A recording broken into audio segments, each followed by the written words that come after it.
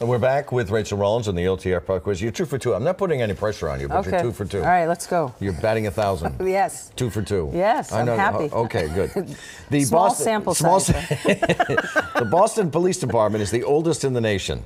In 1878, the first African American joined the force. And can you name him? And again, we have multiple choices. Is it Willie O'Ree? Is it Ralph Coleman? Is it Horatio Homer? This is tough. Can I get a call? I actually don't know this, but I'm going to go with Willie O'Ree. It's C, Horatio Homer. Willie O'Ree was the first black player to play for the Bruins, and Ralph Coleman was connected with theater. But it's C, Horatio Homer. All right. Suffolk County is heavily Democratic district, but since the 1920s, it has voted in favor of one Republican presidential candidate and more multiple choices. Which is it? Ronald Reagan, Calvin Coolidge, or Dwight Eisenhower? God, this is tough. Well, actually, It isn't?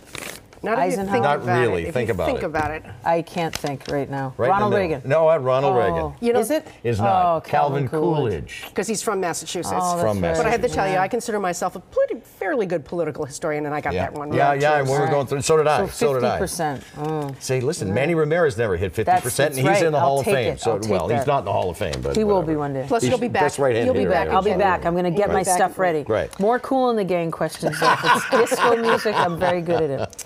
Okay, criminal justice reform was sort of one of the biggest accomplishments on Beacon Hill this past year, according to both Republicans and Democrats. It was a coalition, bipartisan agreement.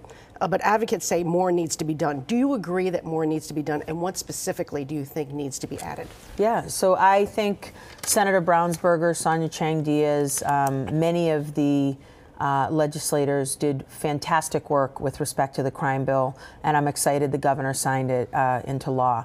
But I do believe it was a really good first step. We have a lot more work to do. There's discussion about raising the age of what a juvenile is considered. What do you think is appropriate? Because right now it's 18, is It's it not? 18. I would be amenable to raising absolutely to 21 possibly. And what I can tell you that is What does fantastic. that do if you raise it to 21? So what I think it does is statutorily there are a lot more programs potentially that individuals can be eligible for.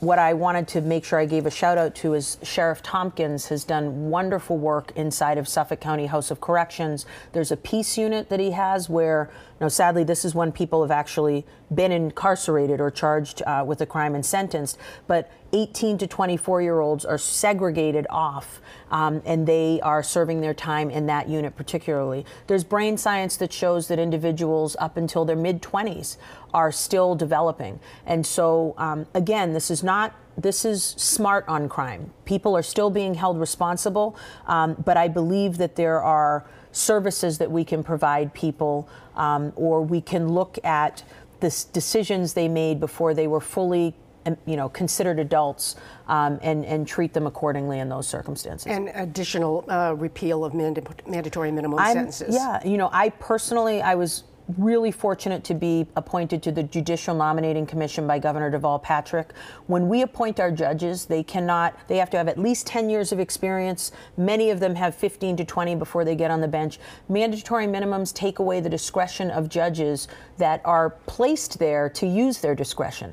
We are so fortunate in Massachusetts to have people that are criminal defense attorneys, former prosecutors. They have virtually seen it all. Why can't we allow them to make these determinations in a case-by-case basis? I'm willing to sort of give away a little bit of my authority as the DA of charging somebody that has a mandatory minimum attached to that crime to give it to the judiciary at the back end. But you also deal with the fact that you're in an elected position. And in last year's primary, it's fair to say that you weren't the favorite at the time. You weren't Dan Connolly, in fact, supported another candidate. Yeah. So do you feel in any way that you need to prove yourself in these early days as you begin? Well, I feel like that's just part of who I am. I have to prove myself no matter where I am, but I am very honored that we won in the fashion we did. I had an amazing team around me with respect to winning the primary, and then additionally winning the general in the way that we did. But and even though I got many, many, many votes and won with over 80% of the vote,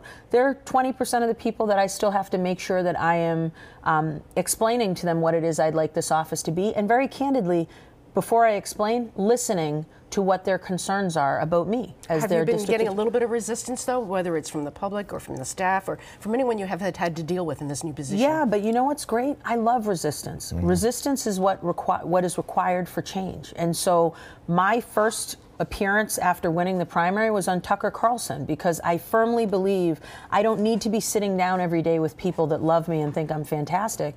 I need to be sitting down with people that say, who is this, woman, and what the heck is she talking about?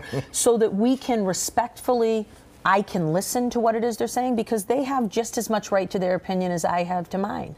And very candidly, I have to listen to them because I'm an elected official and their voice matters. Great to have you with us this morning. You bet. Thank you so much. Really I'm going to appreciate Calvin it. Coolidge next time. Calvin Coolidge. Yeah, that's right. But you win because you sang Kool in the Gang. That's and right. That was wicked cool. Anytime. Thank you to our guest, Suffolk County District Attorney Rachel Rollins. The roundtable is next here on OTR. Congresswoman Ayanna Pressley quickly making her presence felt on the floor of the House. Will her comments on President Trump help or hurt as she gets to work on Capitol Hill?